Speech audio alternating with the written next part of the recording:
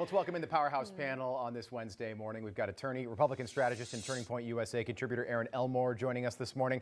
Political analyst Mark Halperin is here, and Project 21 National Advisory Board member Christopher Arps is with us as well in sunny downtown St. Louis. Good morning to all. I'd like to start with President Biden. He unveiled his plan to combat racial equity yesterday in a speech to mark the 100th anniversary of the Tulsa massacre. It left more than 300 people dead back in 1921. The president promising to spend billions of dollars on what he calls racial equity. Take a listen to what he had to say yesterday. Terrorism from white supremacy is the most lethal threat to the homeland today. Not ISIS, not Al-Qaeda, white supremacists. And that drew a big round of applause there. The president says he wants to close the racial wealth gap. Chris, to you first, do you think that spending this money is actually going to fix the problem? I don't think it's going to fix the problem. You know, since the Lyndon Johnson's Great Society programs, I think we spent something like $6 trillion on anti-poverty programs. And if you look at the African-American culture and you look at the African-Americans economically, we've gone backwards. I think it's not a matter of spending money. I think the problem with the African-American community and many disadvantaged communities is there is a spiritual vacuum that's involved in that community, and you can pour all the money that you want into it, but until you change the mindset and the spirituality in that community, nothing is going to change. Mark, I'm one to always look to the future here. I'm curious, couldn't we look at this another way and point to the last century as a great victory and how far we've come as a country? Well, certainly there's been a lot of progress, Rob. I'd say small measure of progress is you didn't lead today with Dr. Fauci, which stuns me. But he's coming up next, Mark. Don't you worry about it. I know. I'm impatient. You know, there was a lot of progress last century. We had the first African-American president, of course, 8 years of Barack Obama. And now the Democrats are going back to the past with the kind of model that has certainly lifted lots of people to a different place, but also has produced the kind of big government spending that many of our presidents, including Bill Clinton, reject. Aaron, what do you make of this shift we've seen over the last 5 months? And I guess you can include the campaign as well, from equality, which I think is something that we can all get behind, to equity. Well, the biggest thing that's gone is common sense. Every time there's a problem, all this administration does is try to throw money at it. And it's money that we don't have. And then we see inflation, and then we see the devaluation of our currency, and we end up in a situation like Venezuela. I know it's a slippery slope, and that's just what they're doing here. Every single thing, like you said, is about sort of racial justice, as opposed to addressing problems that exist in individuality and sort of owning what you've done wrong. You know, whether you're white, black, of any sort of descent, you have to be the best version of yourself. Work hard as an American. Why aren't we talking about that mentality anymore? It's sort of like, well, if you commit a crime, it must be somebody else's fault. Personal responsibility should come back. Common sense legislation should come back. Not throwing money at problems and creating jobs naturally should come back. And right now, all we're seeing is just sort of glad handing and virtue signaling. Chris, I'm curious, as a black man, I'm curious what you thought of Joe Biden's appearance yesterday in Tulsa, Oklahoma. Look, I think it's very important that the president showed up to commemorate, in a sense, the massacre that happened in Tulsa. A lot of people did not know that event happened. I can be honest with you. I'd never heard of the event till about 20 years ago. So I think it's correct to commemorate that and to commemorate the victims. But I think this equity, but using that to try to spend more money to enslave African Americans to government largesse is just not the answer, in my opinion. Yeah, I see that. I thought that was interesting too. And I don't know, Aaron and Mark, where you guys are in this. I Googled yesterday to sort of read up on what this was. I didn't learn about this in grade school. I didn't learn about it in high school or college. I'd heard about it before, but I don't know. Had you, Aaron, had you learned about this before in school?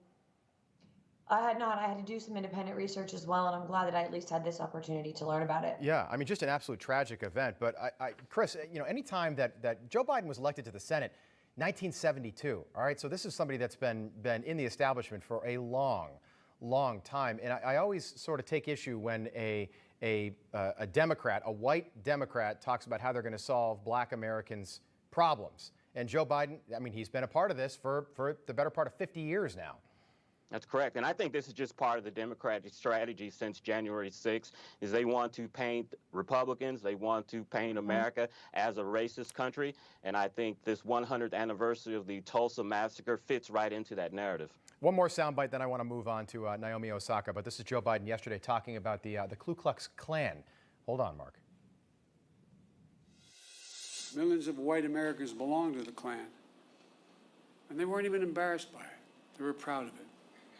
And that hate became embedded systematically and systemically in our laws and our culture. We do ourselves no favors by pretending none of this ever happened or it doesn't impact us today, because it does still impact us today. Mark, reaction? You know, I think that these discussions about our past and about our present and our future regarding race are really important.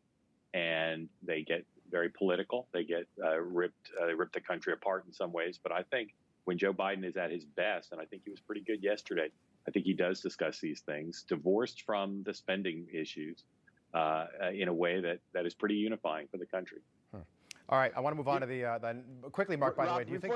Go ahead. Hey, Rob, I would have a lot more respect for the president's speech if he would have mentioned that the Democratic Party are the ones who started the Klan, and the Democratic Party are the ones who filibustered civil rights bills in the 60s. I should mention that history as well. Well, what about Agreed. There's a complicated history, Aaron. What about Joe Biden? I mean, he was part of many people that eulogized Robert Byrd, who I believe was a grand wizard of the Ku Klux Klan. He was also, people don't talk about this, Senator Robert Byrd, he was part of recruiting for the Ku Klux Klan, and later in life he disavowed that, but all of a sudden we forget that sort of foggy history.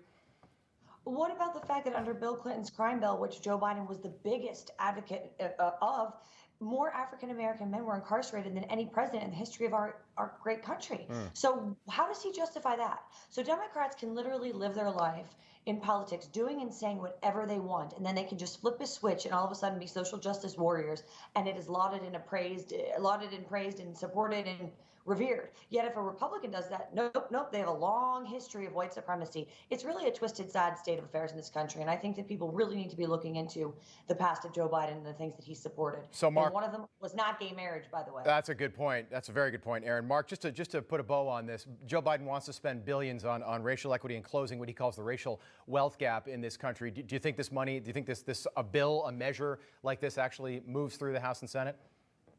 Right now, I don't think it has a chance to move primarily because of opposition from a handful of senators, a handful of Democratic House members. And they're really facing a tough choice now as the summer begins about how to proceed, because this spending, they like to say it's very popular. When it's scrutinized, it doesn't have the majority support that they'll need right now. Mark, you think Joe Biden was at his best yesterday? I thought he was pretty good. Is that his best? That's his best? I thought he was pretty good. I think we're still waiting to see his best. The only part I liked is when he offered the little girls in the beginning ice cream. He said, we got to make sure these kids get ice cream after the speech. Don't kidnappers do that? I think they do. But Joe Biden, I know, he lost a daughter when he was just elected to the Senate, so I know he's very sensitive to that. That was honestly the only moment that I thought where he was. I don't think that calling out white supremacists as a bigger problem than Al Qaeda in this country is Joe Biden at his best. I don't think that does anything to unite Americans. I thought that I thought it was actually really vile when he said that. That was why that's the first soundbite I chose to play today.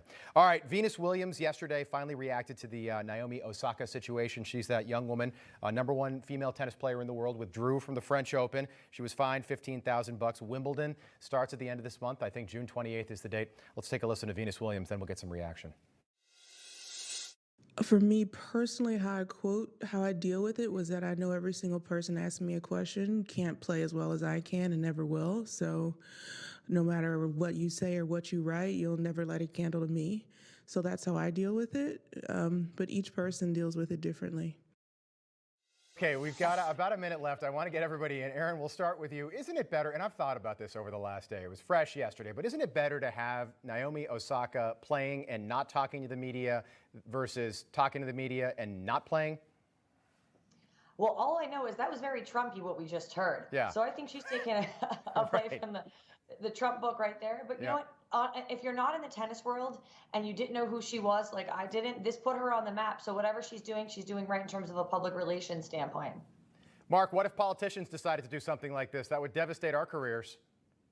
It would, but politicians aren't forced to speak. They make that choice and deal with the implications. And I think these tournaments should just let the players decide what they want to do. Mark, what if politicians did that? We have two congressmen coming on the show, one in studio today. What if they said, you know what, I'll issue statements from my office, but I'm not speaking to the press? That'd be terrible. We'd be out of a job. We'd get more Finnerty monologues on Dr. Fauci. Coming up at the top of the hour here on Wake Up America. Panel, we got to leave it there. I can't wait. I can't wait to talk about Dr. Fauci. He's got a book. Mark, you almost named one of your books this, Expect the Unexpected. You know, that's Fauci's book title. And he's putting on a mask on the cover. I'm serious about that. Do not show it in the back, by the way. We're going to save that for the top of the hour. He wrote it for you, Rob. I know. He dedicated it to me. I actually wrote the foreword. All right, let's bring in Rachel. We'll see you guys again in a little bit. Looking forward to that.